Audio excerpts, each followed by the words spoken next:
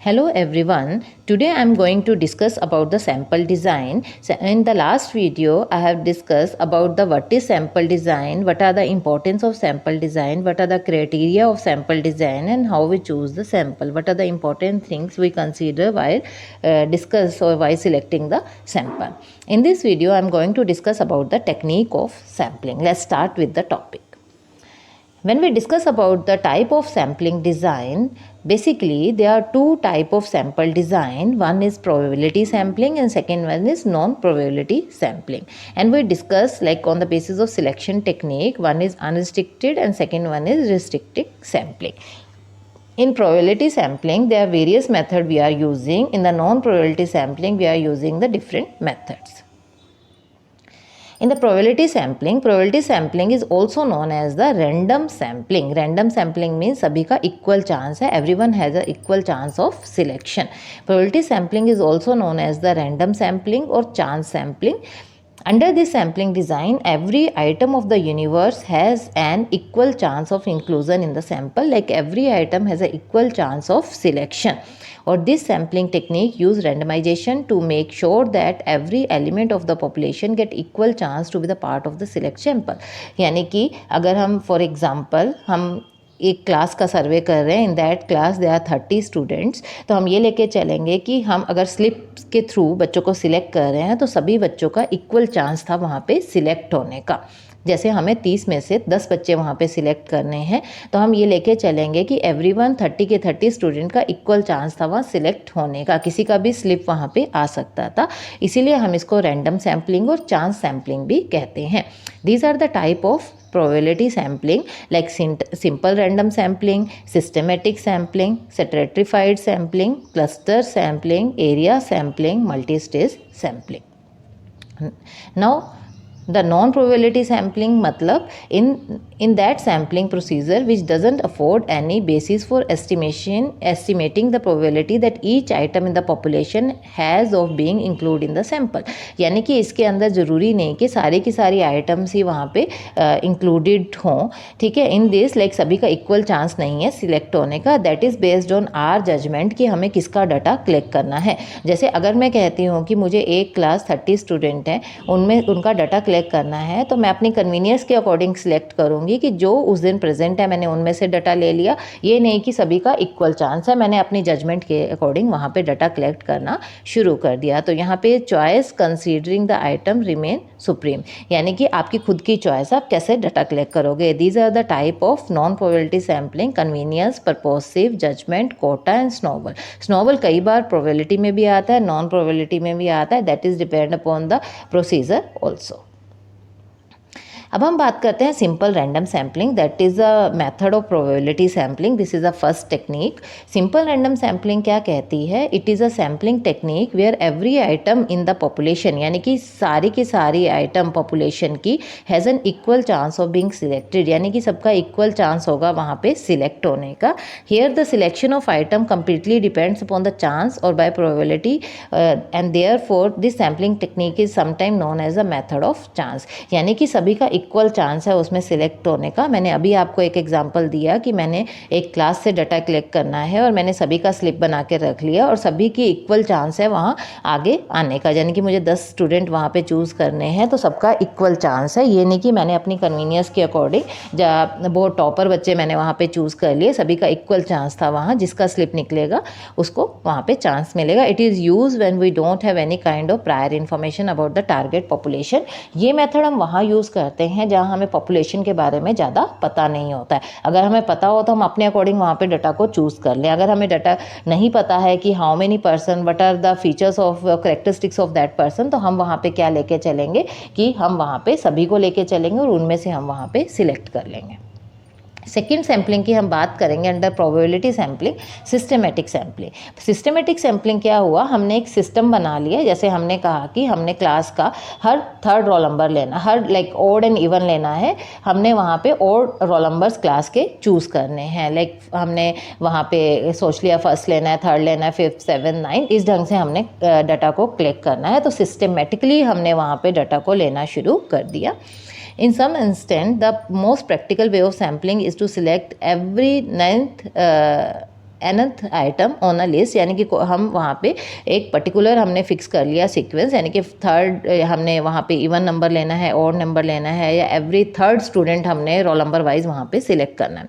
Sampling of a type is known as a systematic sampling. An element of randomness is introduced into this kind of sampling by using random numbers to pick up the unit with which to start. अब ये क्या है, this is a easier और less costlier वहाँ पे sampling method हुआ. भी हम वहाँ पे इस चीज़ को चूज़ करेंगे in the case of large population. There is a hidden, हम कहेंगे कि कहीं ना कहीं हमारे लिए सिस्टमेटिक सैम्पलिंग कहीं ना कहीं इनएफिशिएंट भी रहता है, because we are selecting the student on the basis of this particular sequence, like we are not getting accurate data from the population. अब हम बात करते हैं स्ट्रैटिफाइड सैम्पलिंग की. स्ट्रैटिफाइड सैम्पलिंग क्या होता है कि हम पॉपुलेशन में से ही वहाँ स्ट्रैटा बना लेंगे, अलग ग्रुप्स बना लेंगे और उसमें से हम डाटा को लेंगे. It is use if a population from which a samples to be drawn doesn't constitute a homogeneous group. Homogeneous क्या होता है, एक जैसा वहाँ पे, यानी कि एक जैसे करेक्टरिस्टिक्स, एक जैसे ग्रुप हमने वहाँ पे चूज़ कर लिए, इनका टेस्ट एंड प्रेफरेंस जो भी हमारी पॉपुलेशन है सेम है. अगर ऐसा नहीं है वहाँ पे हम इस तरह के सैम्पलिंग को यूज़ करेंगे. Under stratified sampling, the population is divided into several subpopulation that is individually more homogeneous than the total population. यानी कि जो टोटल पॉपुलेशन है उनमें से जो मिलते जुलते हैं यानी कि होमोजीनियस हैं उनको हम अलग अलग ग्रुप में वहाँ पे कर लेंगे. The different sub population are called the strata. और ये डिफरेंट सब पॉपुलेशन जो हमने बना ली that is known as the strata. यानी कि फुल पॉपुलेशन में से जिनका टेस्ट एंड प्रेफरेंस एक जैसा है उनके हमने ग्रुप्स बना लेने हैं. ठीक है.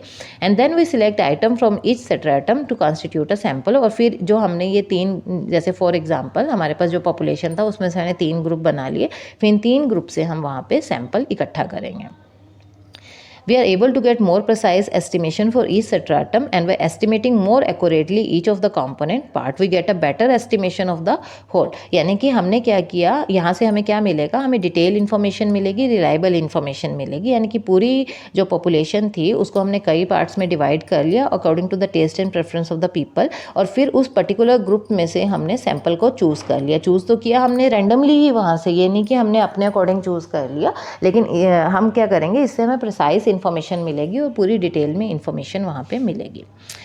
फोर्थ जो हमारी सैम्पलिंग प्रोबेबिलिटी सैम्पलिंग के अंदर आती है वो आती है cluster sampling. If the total area of interest happen to be a big one, अगर हमें जिस भी एरिया से डाटा को लेना है वो बहुत बड़ा है, तो convenient way in which a sample can be taken in divide the area into number of small और नॉन ओवरलैपिंग एरिया. यानी कि हम वहाँ पे क्या करेंगे, जो हमारा पूरा पॉपुलेशन है यानी कि बहुत ज़्यादा पॉपुलेशन है जहाँ से हमें डाटा को लेना है. फॉर एग्जाम्पल हमें किसी कस्टमर्स जो पर्टिकुलर प्रोडक्ट है, कैडबरी के प्रोडक्ट हैं, उनका डाटा वहाँ पे रेज आउट करना है, तो बहुत सारे कस्टमर वहाँ पे होंगे, तो हम क्या करेंगे, उनको स्मॉल एरियाज़ में डिवाइड कर लेंगे, उसके बाद उनसे डाटा को वहाँ पे लेंगे. इसको हम क्या कहेंगे, इसको हम कहेंगे कि हमने वहाँ पे क्लस्टर्स में डिवाइड कर लिया with ultimate sample consisting of all और sample of unit in small area और क्लस्टर. अब क्या करेंगे, in cluster sampling the total population is divide into number of small sub division. यानी कि जो टोटल पॉपुलेशन है उसको हम छोटे छोटे उसमें डिवाइड कर लेंगे, which are themselves cluster of still smaller unit and then some of these clusters are randomly selected. अब जो हमने क्लस्टर बनाए उसमें से हम सैंपल को चूज़ कर लेंगे.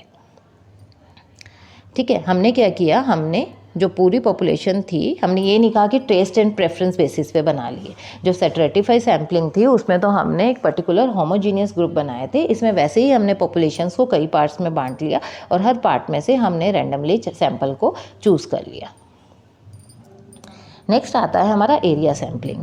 एरिया सैम्पलिंग हमारा क्या होता है, if cluster happen to be some geographical sub division in that cluster sampling is better known as the area sampling. अब हमने क्लस्टर्स बनाए, डिफरेंट हमने क्लस्टर बनाए, उसमें से हमने सैंपल ले लिए, लेकिन कई बार हम एरिया वाइज भी क्लस्टर बना लेते हैं. हम कहते हैं कि हमने एक क्लस्टर एक सिटी का बना लिया, दूसरी सिटी का, यानी कि हम कहते हैं कि एक जो हमारा हम डिस्ट्रिक्ट वाइज भी वहाँ पे चल सकते हैं या हम वहाँ पे स्टेट वाइज चल लिए. जैसे हमने स्टेट स्टेट्स ले ली, स्टेट के अंदर हमने जो डिस्ट्रिक्ट लिए वो हमने वहाँ पे सिलेक्ट कर लिया. In other word cluster design where the primary sampling unit represent a cluster of unit based on geographical area are different area as sampling.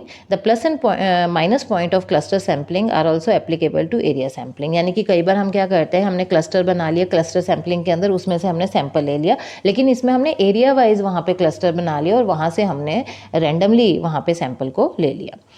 Next हमारे पास मेथड आता है मल्टी स्टेज सैम्पलिंग. ये सारे के सारे रैंडम सैम्पलिंग के ही part है. मल्टी स्टेज सैम्पलिंग क्या हुआ, suppose we want to investigate the working efficiency of nationalised bank in India. जितने भी नेशनलाइज्ड बैंक हुए हैं उनकी हमें वर्किंग एफिशिएंसी वहाँ पे लेनी है. We want to take a sample of few banks for this purpose. The first stage to select large primary sampling unit such as state in a country.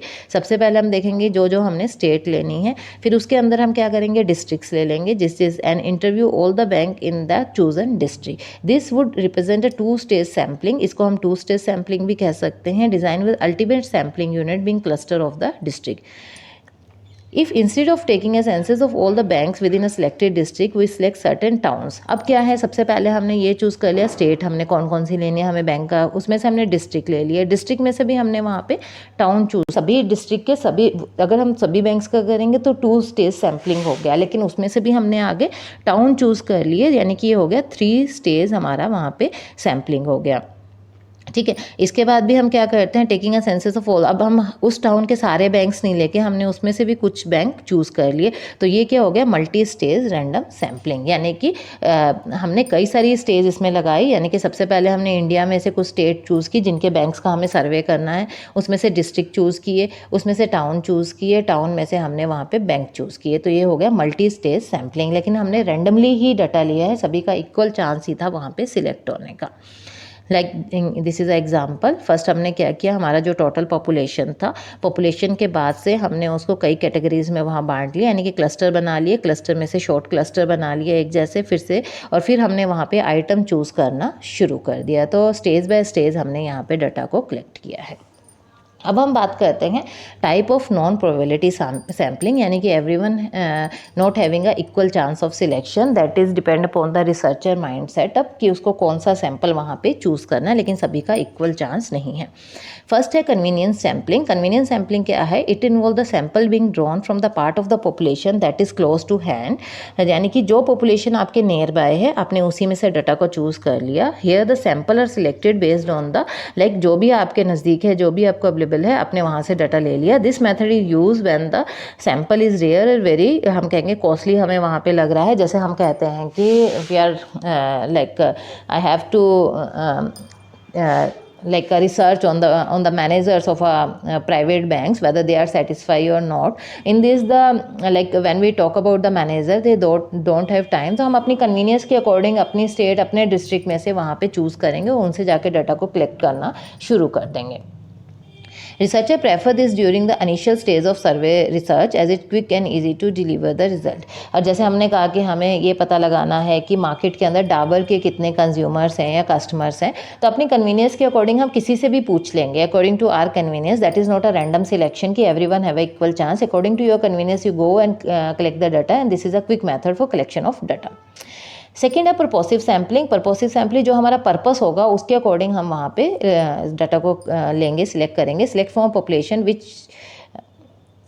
which suit the best for the purpose of your study.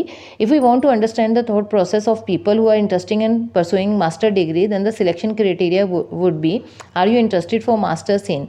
तो हम यहाँ पे all the people who responds with a no will be excluded from our sample. यानी कि हम ये चीज़ यहाँ पे लेके चलेंगे, हम अपने पर्पस के अकॉर्डिंग वहाँ पे डाटा को इकट्ठा करना शुरू कर देंगे. जो हमारा जो भी माइंड में हम रिसर्च करना चाह रहे हैं वो हम देखेंगे कि हमें हमारा पर्पस क्या है उसके पीछे, उसके अकॉर्डिंग हम वहाँ पे रिसर्च करेंगे. उन्हीं लोगों से भरवाएंगे जो भी हमारा रिस्पॉन्स होगा, क्वेश्चनियर होगा, जो हमारे सैम्पल के अकॉर्डिंग या हमारे पर्पस के अकॉर्डिंग वहाँ पे होंगे. नेक्स्ट है quota sampling. This type of sampling depends upon pre set standard. यानी कि कोटा सैम्पलिंग में हम प्री सेट सोच के देखेंगे कि हमें कितना प्रोपोर्शन चाहिए पॉपुलेशन का और कौन सा टेस्ट एंड प्रेफरेंस या ट्रेड या क्वालिटी की पॉपुलेशन वहाँ पे चाहिए. It select the representative sample from the population proportion of character trait is in sample should be same as population.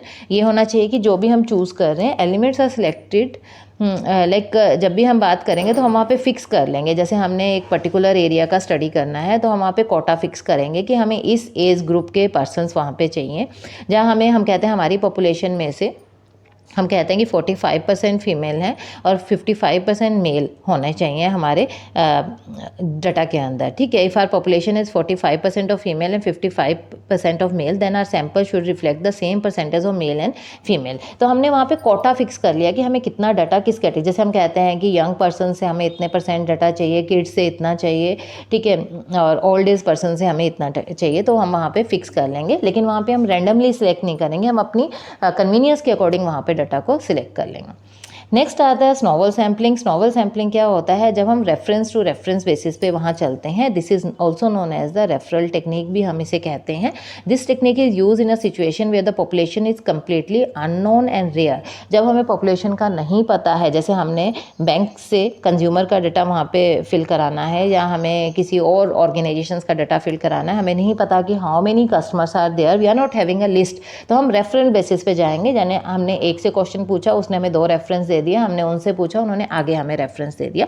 इस तरह का जो मेथड होता है वो होता है हमारा स्नोबॉल सैम्पलिंग या रेफरल टेक्निक भी हम इसे बोलेंगे। Next and last one is judgement sampling.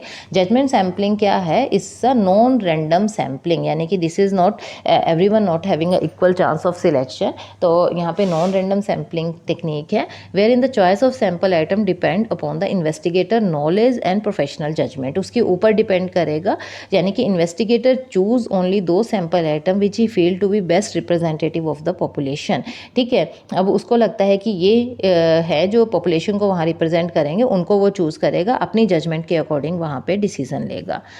Hope आप लोगों को समझ आ गए होंगे सारे के सारे method, probability and non probability method. This is a very important part of the BRM as well as the statistics.